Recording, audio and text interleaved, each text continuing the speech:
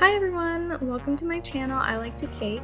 Today I'm going to show you how to make chewy chocolate chip meringue cookies. This is a great recipe to make if you have leftover egg whites from another recipe that uses egg yolks, but it's also just one of my favorite cookies to make because they're really chewy and chocolatey and they're really easy to make. These also happen to be gluten-free, so let's get started. For this recipe, you'll need 2 large egg whites, 1/4 cup of sugar, 1/8 teaspoon of vinegar, or you could also use lemon juice or cream of tartar, 1/2 teaspoon of vanilla extract, a pinch of salt, 6 ounces of semi-sweet chocolate, and 1/2 cup of chocolate chips. You can either use milk chocolate or semi-sweet chocolate chips, that just depends on your taste. The equipment you'll need for this recipe is an electric hand or stand mixer, a spatula, a microwave-safe bowl, a large mixing bowl, 1 or 2 cookie sheets depending on how big they are, and you'll need a silicone mat or parchment paper to line the cookie sheets. First things first, preheat the oven to 350 degrees Fahrenheit. The first thing you want to do is break up your semi-sweet chocolate into small pieces and then put it in a microwave-safe bowl, and then we'll microwave that for 20 seconds. After the 20 seconds, we'll take it out and give it a little stir, and then put it back in the microwave for another 20 seconds.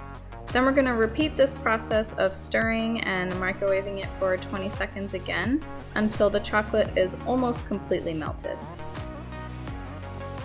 Now it might be kind of hard to see, but the chocolate is not quite completely melted here, but almost.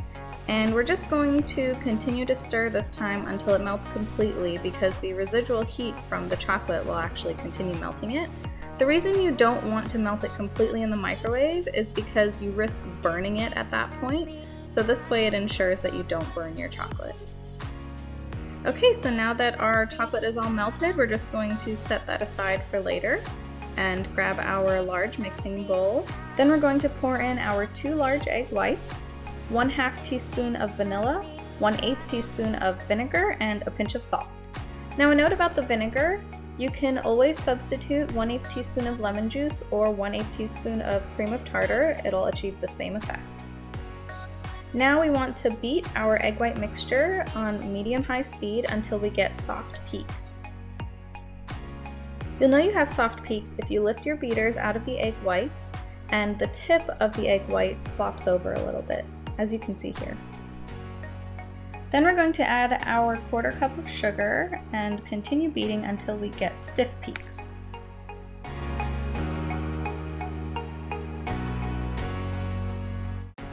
Now you'll know you have stiff peaks when you lift the beaters out of the egg white mixture and the tips do not flop over, they stand straight up. Now we can finally add our chocolate, so pour in the melted chocolate as well as the chocolate chips and fold this gently just until it's all combined. You don't want to squash any of that air out that we just whipped into the egg whites. So once you don't really see any egg whites anymore, stop mixing. And the technique we're using here is called folding. It's not the same as just mixing. So what you want to do is gently use a spatula and sort of bring the bottom of the mixture up over the top, and you want to scrape around the sides. It's kind of like a very gentle way to mix your batter.